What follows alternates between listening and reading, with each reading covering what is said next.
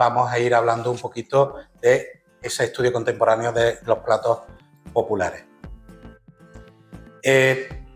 Las fases que vamos a tener a lo largo de la charla, que espero no pasarme, como es mi costumbre, es una pequeña presentación, que es lo que estamos haciendo ahora. Hablaremos un poquito de esos platos populares que consisten. Hablaremos también del fundamento científico que existía y el que hemos ido poniendo en marcha para abordar esos platos populares. El estudio que arrancamos y empezamos a trabajar, sobre todo con bastante fuerza, con la Academia Andaluza de Gastronomía y Turismo, cuando teníamos una magnífica presidenta que la echamos muchísimo de menos, Rosa Bañón, y bueno, pues que sigue coleando y que seguimos haciendo cositas todavía en esta iniciativa que empezamos, y finalmente pues vamos a ir aterrizando sobre algunos de estos platos concretos. Bueno, pues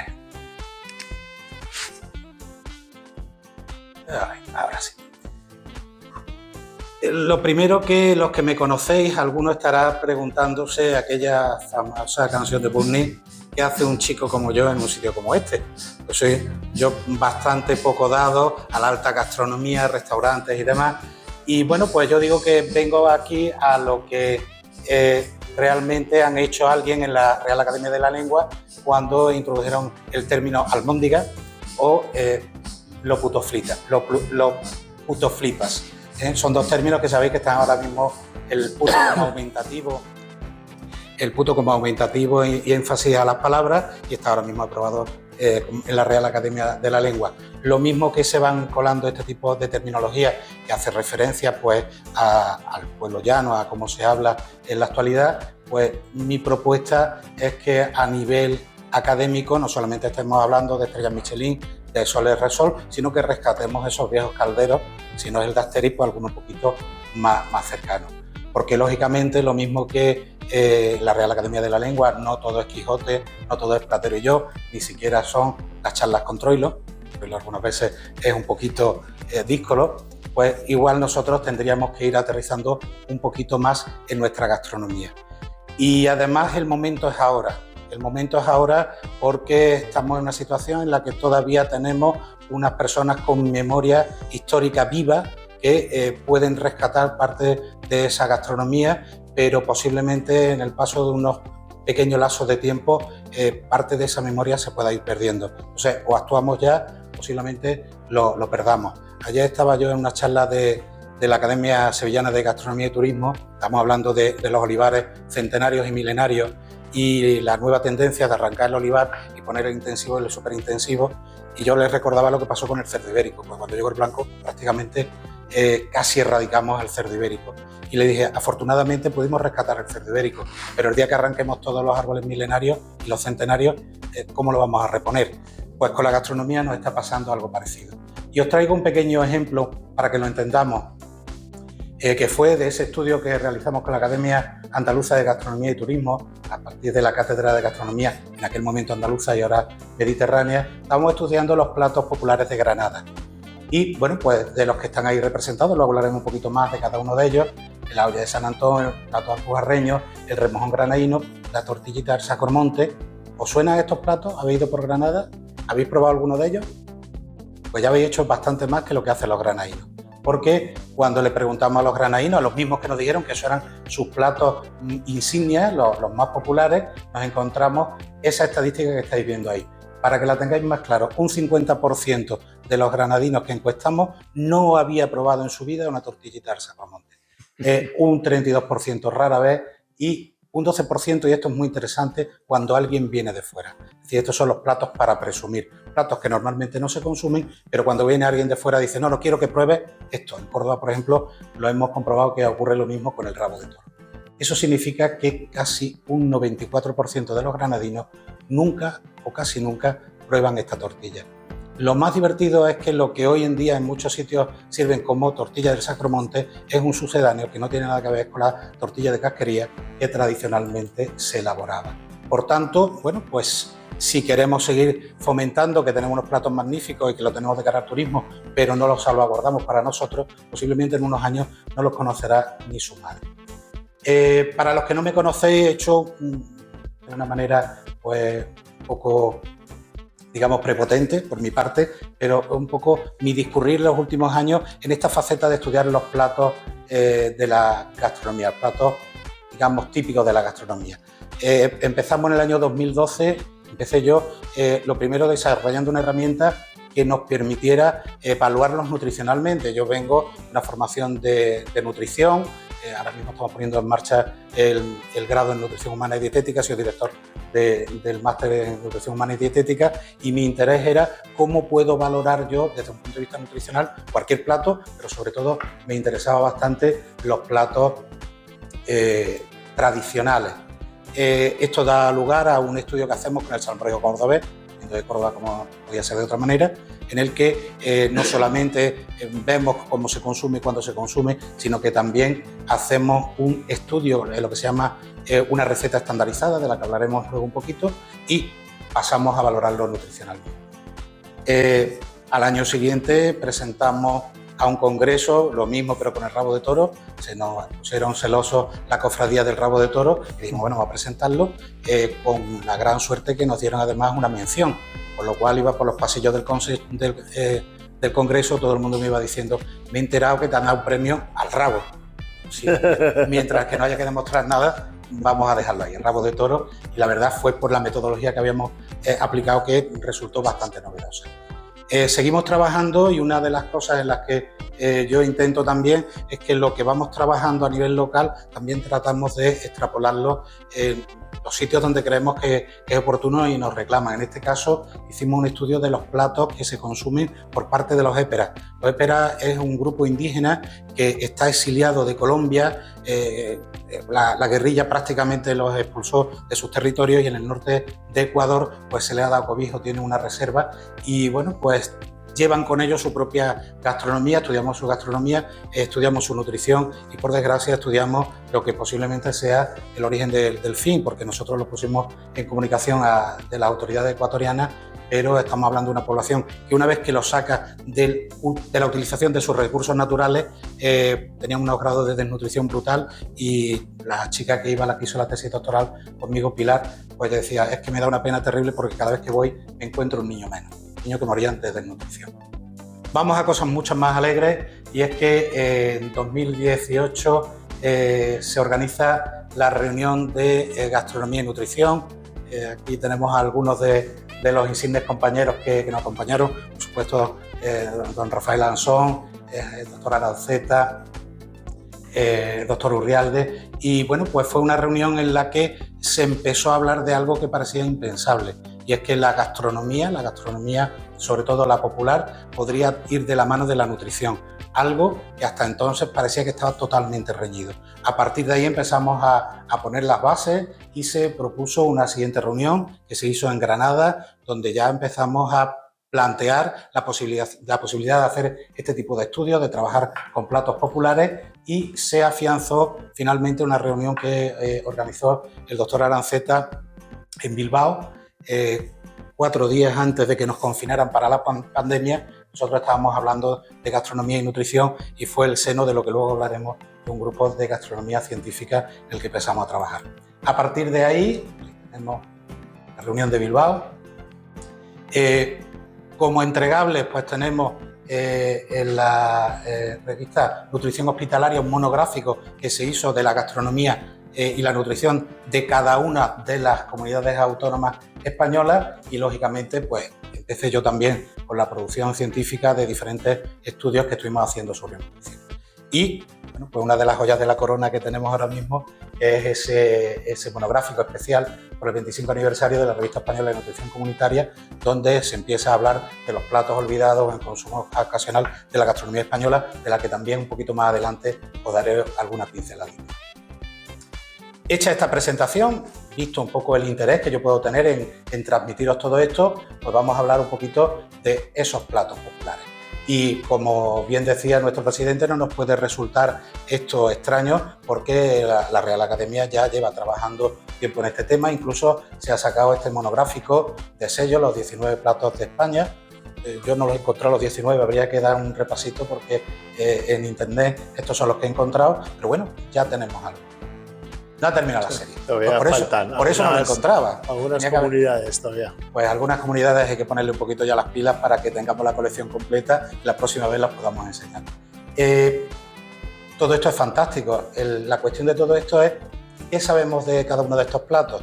Realmente tenemos poca información y lo interesante cuando estamos trabajando en gastronomía no es simplemente tener una foto bonita, tener una receta que no se pierda, sino saber un poquito el contexto de todos estos platos.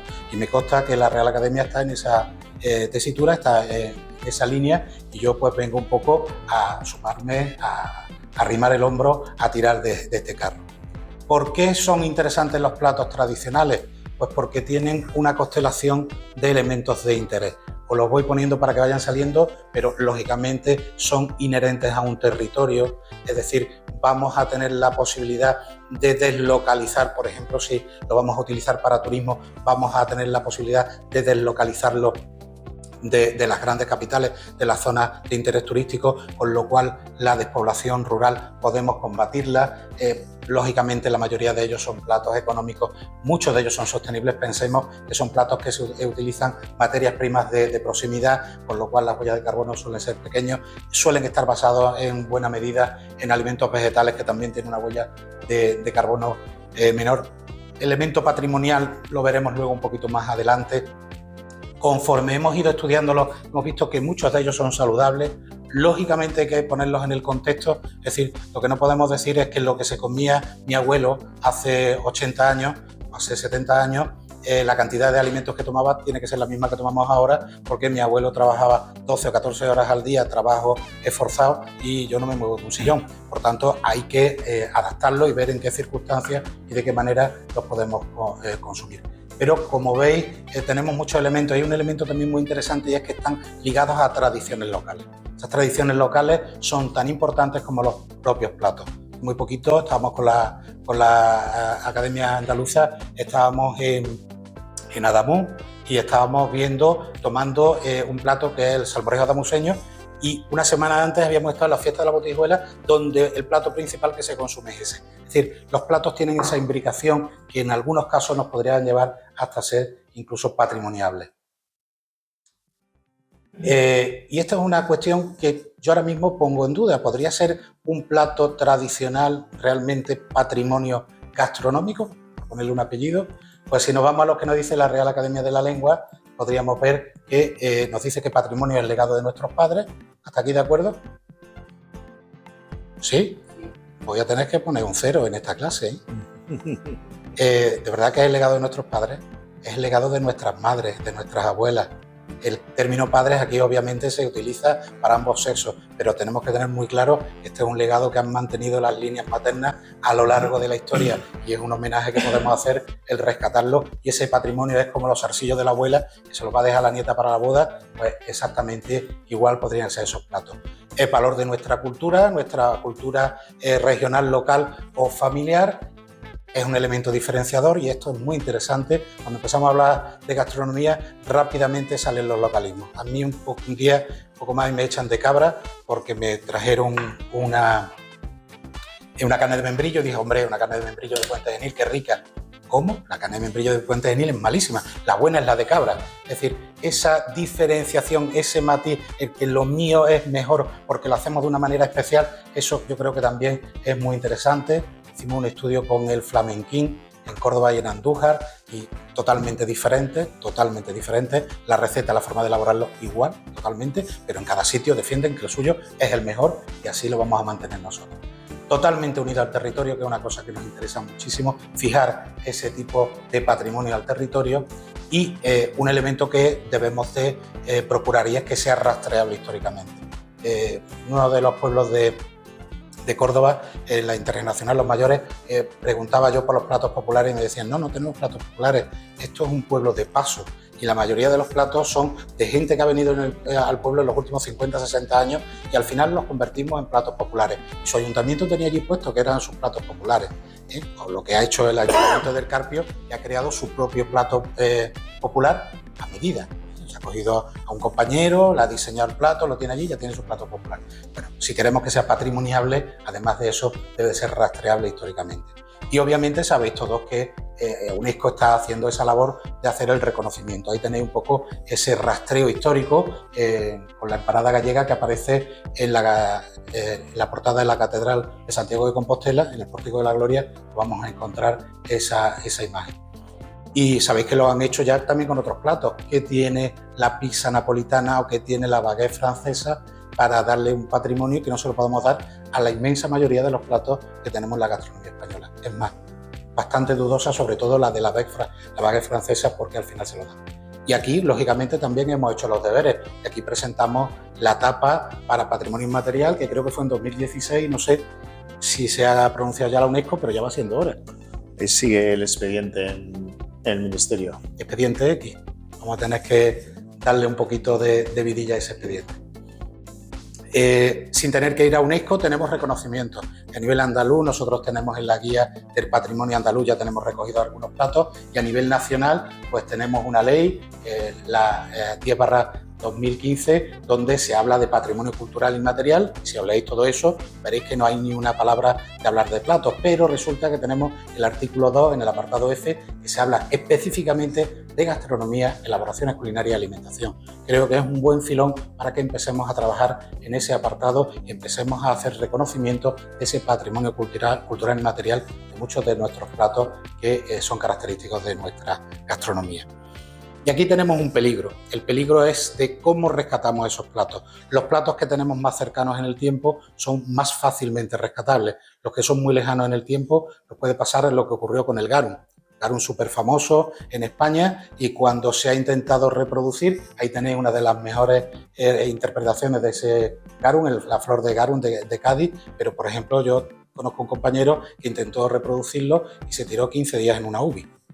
Que lógicamente con lo que estaba trabajando era con tripas de pescado y con no muy buen acierto a la hora de conservarlo. O cosas como han ocurrido muy recientemente, nos pasó con las piscotelas de las Madres Agustinas de Cabra, que había una tradición de que la receta se mantenía de la madre superior a la siguiente, y bueno, pues de esta manera cuando una de las dos fallecía volvían a comunicárselo a la siguiente y murieron las dos de golpe, se perdió la receta. Entonces ahora están intentando recuperar la receta los obradores locales, y por lo que dicen los lugareños no lo están consiguiendo. Pues es lo mismo que puede ocurrir con la piscotela, puede pasar con muchísimos más platos. Lógicamente habréis visto que el título de la conferencia yo he visto contemporáneo, porque la rama histórica se la dejo a mi compañera Almudena, que me comentó que quería estar hoy con nosotros y que esperemos que se recupere, está con un poquito fastidiado.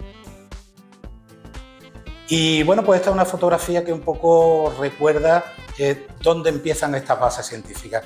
Esto es una foto que se hizo a posteriori, pero es digamos, la culminación de un trabajo que se hizo desde 2004 en lo que en aquel momento era la ESA, la Agencia Española de Seguridad Alimentaria. Por culpa nuestra, de los que están ahí, algunos más, pues le tuvieron que poner la N, lo de nutrición, y nos decían, pero bueno, pero si aquí somos de seguridad alimentaria, ¿por qué venís a hablarnos de nutrición?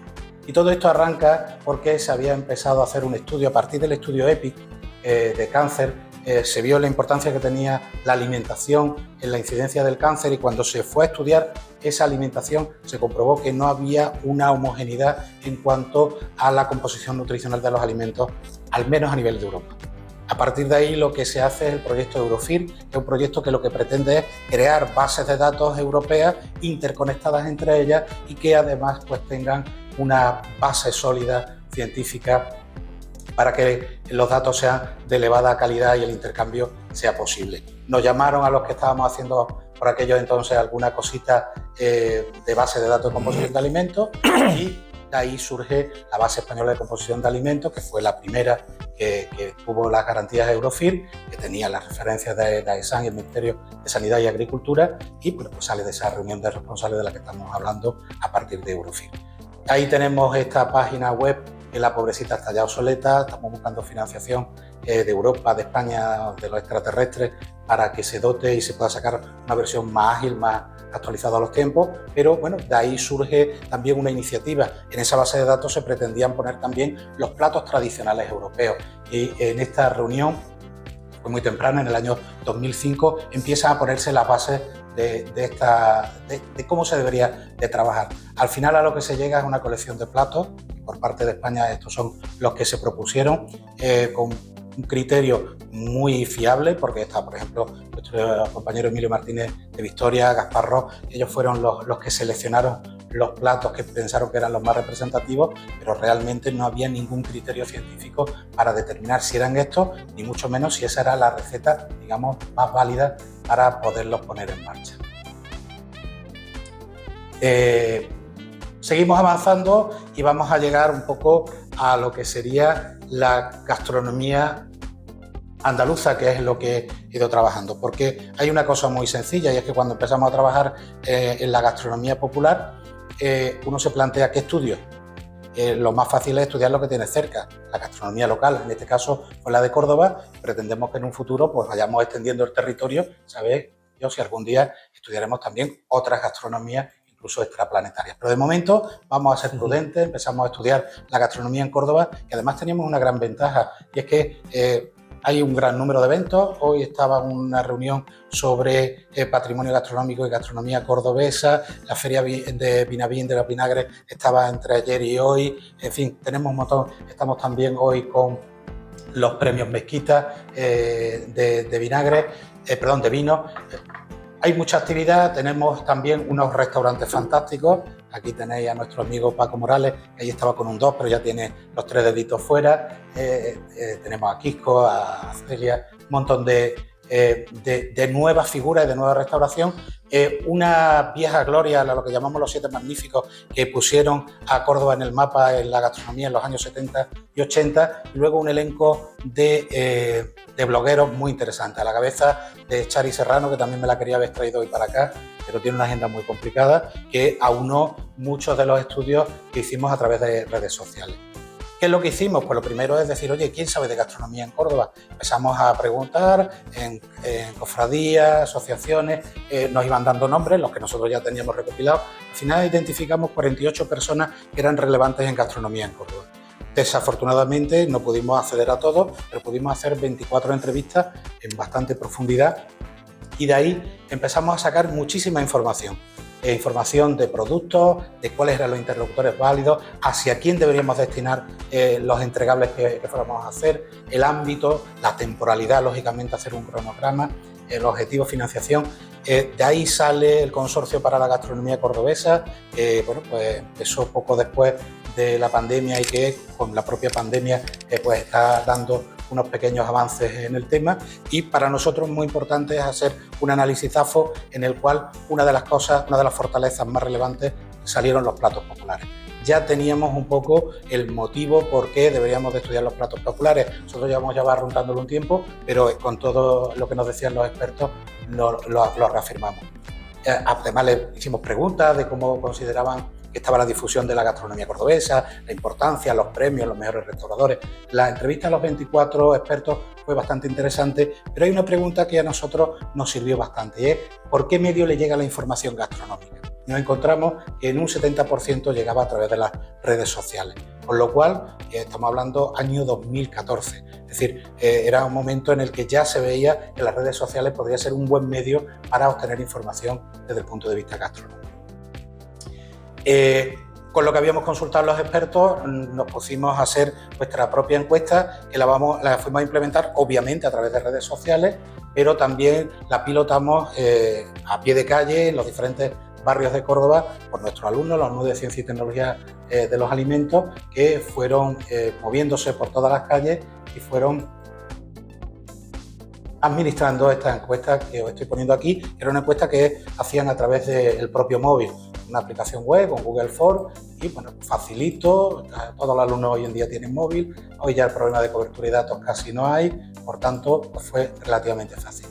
¿Qué es lo que conseguimos? Bueno, pues una parte presencial con esos alumnos, que lo hicimos proporcional a la pirámide poblacional para que luego fuera estadísticamente significativa, y una parte online que le hicimos gracias a la difusión de esos blogueros e influencers de los que habíamos hablado antes.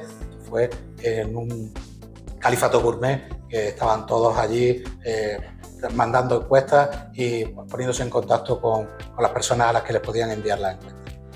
1.509 encuestas, no es moco de pavo, de las cuales 717 presenciales y 792 online. La importancia de hacerla de forma dual, presencial y online, es porque pudimos comprobar que la online no tenía grandes diferencias con respecto a la presencial y podíamos adoptar este método para hacer otras encuestas de futuro. Había una pequeña diferencia en el que, por ejemplo, el número de mujeres que contestan a este tipo de encuestas online es superior a los de los hombres, porque hay mayor interés por los temas de alimentación y de gastronomía, y lógicamente la cuestión local de difícil ubicarlo por barrio y que nos entraban también personas que venían de fuera. Ahí tenéis un poco el porcentaje de las encuestas, pero una cosa también muy interesante que pudimos hacer es que prácticamente muestreamos todos los barrios de Córdoba. Y con todos los barrios de Córdoba pudimos hacer algo que a través del estudio que se había hecho del Centro Superior de Investigaciones Sociológicas, que había clasificado los barrios de Córdoba en lo que serían estratos sociales, pudimos ver también la influencia social en la gastronomía de Córdoba. Bueno, pues con esas 1.500 encuestas preguntamos de todo, desde cuál era el plato más popular de Córdoba, cuál era su plato favorito. Pregunta muy interesante porque no lo vaya a poder ver, pero salmorejo salió con un 67%, sin embargo solamente un 38% decía que era su plato favorito. Esta pregunta además fue crucial para identificar lo que llamamos los platos fraude, un plato en el que la gente lo ponía porque le gustaba pero que no realmente fuera un plato representativo. Preguntamos muchas más cosas, la elección del establecimiento de restauración, cómo lo hacía, y cosas muy interesantes que hacíamos con discriminación, sexo y edad, con lo cual vimos, por ejemplo, cuál era la pauta de evolución del consumo de salmorejo, y la que nos preocupó mucho fue la pauta de evolución del consumo del rabo de toro. Y aquí empezamos a poner también manos a la obra, porque si observáis, los mayores de 70 años, prácticamente todos en algún momento comen rabo de toro, pero más de un 50% de los jóvenes no lo estaban comiendo. El salmorejo también había una parte de población infantil que no lo comía. Pudimos publicarlo en una revista científica, el International Journal of Gastronomy and Food Science. Creo que es de las pocas gastronomías de una ciudad que se han publicado. Esperamos que dentro de muy poquito, en un par de meses, estamos haciendo otro estudio, un poquito más lejos, en Colima, en México. Esperamos también publicarlo en esta misma revista, pero ya habíamos puesto pues esas bases científicas de cómo hacer los estudios gastronómicos. Y, lógicamente, estábamos empezando a aterrizar en los platos tradicionales. Y hasta ahora he estado utilizando una terminología bivalente, tradicional, popular. Bueno, pues vamos a empezar a diferenciarlos. Platos tradicionales hay de dos tipos: los platos en peligro de extinción o de consumo esporádico, que pues ya os he hablado del monográfico que abandera nuestro compañero el doctor Aranceta, y del que lógicamente yo no voy a hablar porque ahí yo soy un mero colaborador, y vamos a centrarnos nosotros en los platos populares. Y en los platos populares, ¿por qué? Si son populares no tienen peligro de pérdida. Os voy a traer aquí un pequeño dato. Si ponéis en Google receta de salmorejo cordobés, cuando yo hice la búsqueda había 4.480.000 recetas. Hoy la he hecho, hay ya 6 millones de recetas. ¿Cuál es la buena? Yo lo voy a decir muy fácil, la de mi madre, que está aquí. El mejor salmorejo que os podéis comer con diferencia. Pero lógicamente ese criterio lo podríamos aplicar todo, y tenemos que buscar un criterio científico para intentar comprobar que la receta sea entendible por toda aquella persona que lo consume. Esto lo hemos ido haciendo luego por otros platos, por aquí.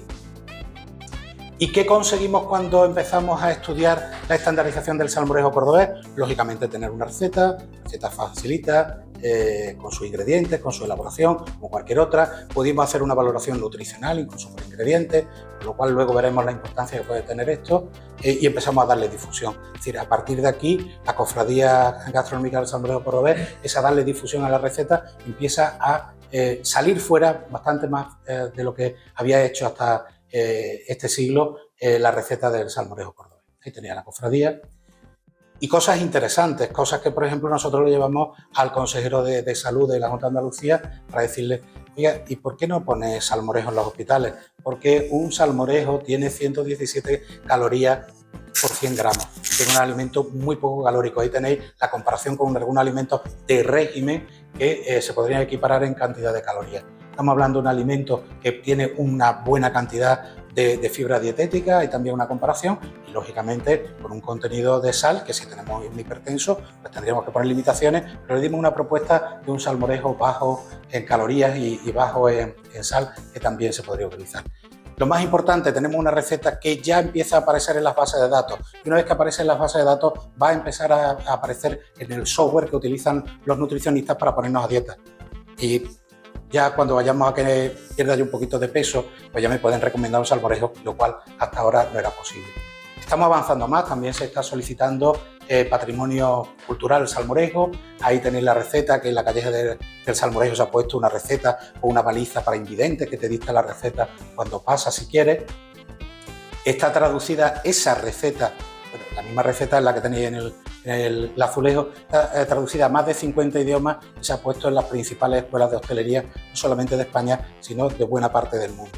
Eso da pie a que, bueno, el salmorejo cada vez sea más conocido, y también da pie a que a partir de esa receta y a partir del estudio que nosotros hacemos le decimos a la cofradía y al ayuntamiento: ojo, porque los más pequeñitos no comen salmorejo.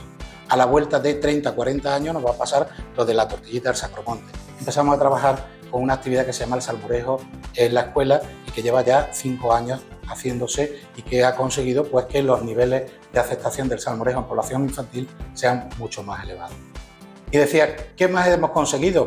Pues si hace 30 años se preguntaba en Córdoba cuál era el plato típico, aquí no era el salmorejo, era el rabo de toro. Y ahora el plato más típico de Córdoba es el salmorejo, pero no solamente eso, sino que está trascendiendo fronteras. Tenemos información, hicimos una encuesta, llamada Salmorejo sin Fronteras, y de algunas de las provincias que ahí aparecen en blanco, después nos han dicho que, oye, que ¿cómo que está en blanco si ya en tal restaurante ponen también salmorejo? Hoy en la carta hemos ido nosotros a comer y estaba el salmorejo cordobés. Pero es que también a nivel internacional hemos ido localizando, y sobre todo en América, Iberoamérica, está presente en un montón de países, y en Europa también. Y bueno, en Australia. ¿Esto qué significa? Bueno, pues que hemos conseguido que ya todo el mundo identifique el salmorejo, lo conozca, y además, yo lo siento por los sevillanos, pero de muchas cartas está desapareciendo el gazpacho y está apareciendo el salmorejo. Tiene eso también sus motivos económicos. Plano, por ejemplo, de cuáles son los principales establecimientos que ponen salmorejo cordobés en Córdoba, nos sorprenderíamos, pero tenemos una gran cantidad de establecimientos que presentan este plato, y lógicamente nuestra publicación con nuestra estandarización. ¿Eso qué significa? Como me dicen muchos, ¿es que nada más que puede haber un salmorejo? Pues no, y hoy lo vais a comprobar.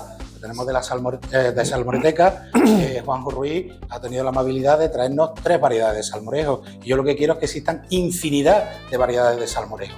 Lo que sí es cierto es que tenemos que saber qué es salmorejo cordobés y cuál es una interpretación que hace una cocinera, una madre o un chef en un restaurante. ¿Por qué tenemos que hacer la estandarización? ¿Alguien identifica esto? Luis, te lo voy a poner difícil. Esto es de tu tierra. Esto es un cuadro de Sorolla, es la mezquita de Córdoba. Sí. Si os pongo esto, ya lo vamos identificando. Es la fuente de la mezquita y ya nos va sonando. ¿Pero qué teníais en vuestra cabeza cuando yo he dicho mezquita de Córdoba? ¿Qué es lo que pensabais vosotros? ¿En algo como esto? Sí. Bueno, pues eso es lo que está pasando con muchos platos. Es decir, que lo que no podemos darle una falsa imagen al que no conoce el plato de que vaya a una interpretación del plato, de la pipirrana.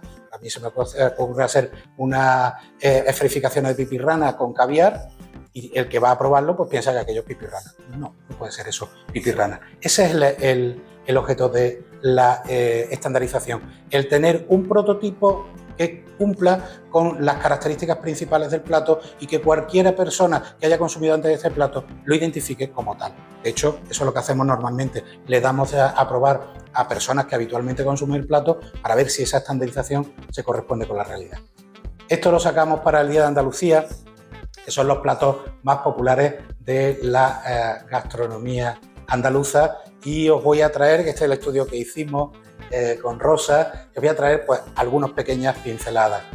Los platos populares de Almería, por supuesto con sus migas de harina a la cabeza, pero fijaros que están muy cercanas el calamar en aceite, el trigo o los grullos con caza. Y no solamente, como os decía, no es el estudio de cuál es el plato más interesante, ni siquiera de la receta, sino cosas como, por ejemplo, que las migas de harina hay un 60% de almerienses que las toman mensualmente, con lo cual es un plato que está vivo y que se consume. 6% cuando viene alguien de fuera, esos son platos de presumir de los que hablamos antes. un 8% que no las consume, un porcentaje bajito, pero que habrá que trabajarlo, habrá que verlo por edades. Ya de hecho con algunas provincias estamos trabajando por edades y habrá que ver si hay que hacer un poquito más de hincapié, sobre todo en las nuevas generaciones. Un plato que se consume en casa y un plato que, aunque ahora se consume todo el año, pues hay un 13% que te dicen que no, que es un plato de invierno y que se consume principalmente en invierno. Pues más o menos esto lo hemos ido haciendo con todos los platos de nuestra gastronomía. Aquí tenéis la de Cádiz, con las tortillitas de camarones, por supuesto, a la cabeza, y con cosas tan peculiares como las patatas con choco, y luego las vamos a ver en Huelva. Lo que decíamos de la identificación, bueno, cada uno a su manera, cada uno también defiende su propio plato y también sus características de la baja incidencia de personas que no lo consumen nunca y hasta un 49% que se consumen mensualmente. Seguimos avanzando, por supuesto nuestra Córdoba, ya la hemos mencionado. Este gráfico no es el mismo que visteis antes. El gráfico que visteis antes era de Córdoba Capital, 1.500 encuestas. Esto es de la provincia de Córdoba, unas 500 que hicimos con la academia y que, bueno, pues el salmorejo, como habían pasado unos años, se había visto reforzado, había pasado de un 67 a un 68% de la población que lo proponían como el plato más popular, pero el flamenquín y el rabo de toro habían bajado, claro, porque ya estábamos metiendo la provincia. Y ahí irrumpe, por ejemplo, el lechón ibérico de Cardeña, que tenía una cofradía nueva, muy potente, estaba dándole mucha difusión, y algo que, bueno, pues nosotros estamos aquí defendiendo a capa y espada, que es el perol cordobés, del que yo espero hablaros un poco más. Os he traído unos pequeños folletitos de una actividad que hemos hecho con dos institutos de Córdoba, con el Instituto de Restauración de Hostelería Gran Capitán, que son los que elaboraban los peroles, y con Mateo Inurria, que era de la rama de fotografía y vídeo. Entonces conjugamos, y había unos niños, chavales, unos jóvenes del Mateo Inurria que iban echando fotografía, iban grabando vídeos de las elaboraciones de los peroles, y por otra parte los mismos chavales estaban del Gran Capitán, estaban elaborando. Hicieron 5 elaboraciones, ahí tenéis el resumen, una cosa muy interesante, y es uno de los platos que podría ser más interesante para proponerlo como patrimonio inmaterial de la humanidad, porque no estamos hablando de un plato, estamos hablando de una actividad festiva, campestre, lúdica, con una reglamentación, con unas normas y con una presencia en Córdoba bastante interesante. Y además, muy importante que se rescate el perol cordobés, porque tenemos un pequeño problema, y es que la gente joven le llama perol ya a cualquier cosa. Si me voy a comer una hamburguesa al campo, eso no es un perol, para nosotros no lo ha sido nunca, pero los jóvenes llaman eso irse de perol. Además está muy en el lenguaje de los cordobeses, perolete, un perolillo, vaya perol, son términos que en otros sitios pues no se utilizan, nosotros lo utilizamos bastante. Aquí tenéis nuestra granada. Y bueno, pues habíamos puesto la tortilla del Sacromonte, que quizá era la más significativa, pero fijaros, quitando la olla de San Antón, que tenemos solamente un 63% que lo toma rara vez y un 30% nunca, un 93% o rara vez o nunca. El plato alpujarreño ya tenéis también ahí, el plato alpujarreño es el que tiene más frecuencia, 5 y un 42%, la olla de San Antón ya estáis viendo, un 93% prácticamente no lo consume. El remojón granadino, que es la naranja con bacalao, tenemos pues prácticamente un 70 y tantos % que ya no lo consume, y la tortilla, y seguimos. Los piononos no, los piononos gozan de buena salud, porque el dulcecito después para el café siempre viene bien. Todo esto ya nos está poniendo un poquito el énfasis del interés donde tenemos que ponerlo. En Huelva salieron las gambas blancas de Huelva. Pues, además a la gente le gusta mucho, tenemos incluso un 28% que lo consume semanalmente, y mitad y mitad entre casa y el trabajo. Pero si unimos todos los platos con choco, ya 3 platos con choco, encontramos que realmente el 49% de los platos populares onubenses son platos con choco. Por eso son choqueros los onubenses. Pues ahí al final las encuestas nos van dando la razón, que es una cosa que también gusta. El espeto de sardinas malagueños, bueno, pues también se ha hecho una campaña interesante de patrimonio inmaterial. Estamos ahora también con Sabor a Málaga hablando de cómo podemos propiciarlo. En Sevilla, ya estaba yo en Sevilla, estamos ahí, que íbamos a trabajar con las espinacas con garbanzo, que salió como el plato más popular, y de estas cosas que tú dices, tú lo hubieras pensado, yo no lo hubiera pensado, pero luego todo el mundo le dice, pues sí, pues verdad, pues yo sí, me pido la tapita, pero lo como en casa. Al final, bueno, pues encontramos que algo que nadie pensaba podría aparecer. Y en Sevilla teníamos una peculiaridad, es que teníamos un empate entre el famoso gazpacho sevillano y los caracoles. Pero resulta que la encuesta, conforme se iba acercando más a la temporada de caracoles, más subían los caracoles y el gazpacho no subía. Hasta el punto que hemos hecho un estudio sobre el consumo de caracoles en Andalucía, pero que hemos tenido principalmente en Sevilla, en Jaén y en Córdoba su máxima expresión, y en Córdoba con algo muy peculiar que son los puestos de caracoles, algo que no existía hasta hace 30 o 40 años y que pues nos ha dado cosas tan simpáticas como caracoles carbonara, mexicanos, cortijeros, pata negra, con callos. Es decir, tenemos una variedad de preparaciones con caracoles bastante espectacular. Incluso al Festival de Málaga llevamos un corto sobre el caracol y su entorno que quedó clasificado finalista. Jaén. Esto no está preparado porque vinieras tú, esto es porque estamos ahora trabajando muy fuertemente con Jaén. Se hizo el estudio tanto de los platos más populares, que estaba la pipirrana a la cabeza por encima del salmorés, con un 70%, pero hemos seguido el estudio. Hemos estado trabajando con Marco Reguera y estamos haciendo cosas muy interesantes.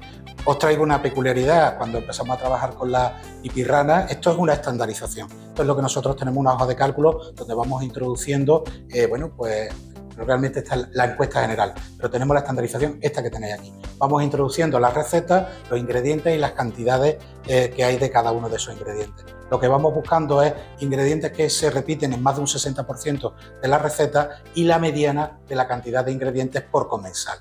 Cuando hicimos esto, este es el resultado de la primera estandarización, nos sale esto que aparece aquí en verde, que son los ingredientes que debe tener la pipirrana, y bueno, Marco se tiraba pobre de los pocos pelos que le quedan, y decía, ¿cómo es que no sale el vinagre? ¿Pero cómo es que no sale el vinagre? Bueno, pues en la encuesta más de un 50% no utiliza vinagre en la encuesta, y de los platos que habíamos recopilado solamente en 24% de las recetas estaba el vinagre.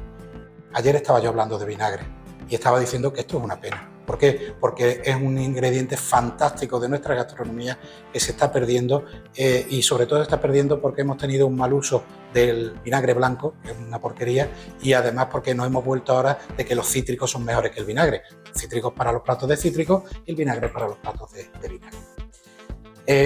Para que veáis cómo se trabaja con un plato, con la pipirrana, con quién come la pipirrana, dónde come la pipirrana, con qué frecuencia, qué recipiente utilizan para consumir la pipirrana, de dónde viene la receta, en qué momento del día, si lo comemos con palillos, época del año, tipo de plato, las bebidas. Este es el tipo de encuesta que nosotros normalmente hacemos para caracterizar el plato. Bueno, pues ahí tenemos una presentación que se hizo en Jaén y que esperemos que el año que viene, que la asamblea de la Academia Andaluza será en Jaén, presentaremos lo que estamos haciendo ahora mismo, que serían esos platos concretos. A ver si el ratón me deja. Un segundito. Esos platos concretos, los que estamos trabajando y que ya hemos caracterizado, creo que son 7 de ellos. Estamos con la Diputación, le hemos propuesto hacer un monográfico y poderlo presentar, y estamos haciendo cositas como esta, el andrajo con conejo, bueno, por supuesto 50 recetas estandarizadas, tanto de internet, de restaurantes, de las encuestas que hemos ido tomando, y hemos hecho nuestro estudio estadístico en el cual lo que veis en verde es cuando hay algo significativo. Salen cosas muy simpáticas de la influencia que pueda tener el sexo, la edad o el hecho de ser de Jaén capital o de la provincia a la hora del consumo de este plato. Por supuesto, la valoración nutricional. Bueno, aquí tenéis las espinacas esparragadas, 3/4 de lo mismo, ya voy terminando. Y como decía, hasta ahora estaba siendo muy localista, pero tenemos ya puesto también otro pie al otro lado del Atlántico. Estamos haciendo estudios con Ecuador, posiblemente se defiendan 2 tesis doctorales antes de que acabe el año, de la zona de Zumbagua, está junto a Arquilotoa, el volcán de Arquilotoa, la laguna de Arquilotoa, es una población que está a más de 3.000 metros de altura, de una alimentación muy peculiar. Estamos trabajando en la caracterización de los platos típicos, y esto es en México, esto es Colima.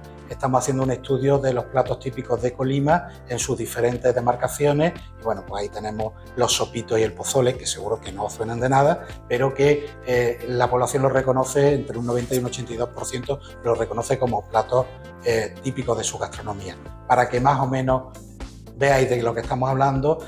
Y una cosa muy importante también que estamos haciendo es lo mismo, con cada uno de los platos estamos viendo la frecuencia de consumo. Los que hemos dicho, sopito y pozole, que están aquí abajo, los chilaquiles, ceviche, pues tienen muy buena salud, pero conforme vamos hacia arriba y la barra negra sube, significa que es población que no consume el plato y en el que, si queremos mantenerlo, tendremos que trabajar activamente. Con esto pues traigo una frase que nuestro presidente andaluz nos lo recuerda mucho, de la Academia Andaluza nos lo recuerda mucho, es una frase de Kennedy, no preguntes qué puede hacer tu país por ti, sino qué puede hacer tú por tu país, y yo pues me ofrezco humildemente a esta academia para, de lo que poquito que sé y en lo que estoy trabajando, pues que podamos, aprovechéis de mí, sacáis postpartido y podamos hacer algún estudio interesante avalado por esta Real Academia de Gastronomía. Muchas gracias.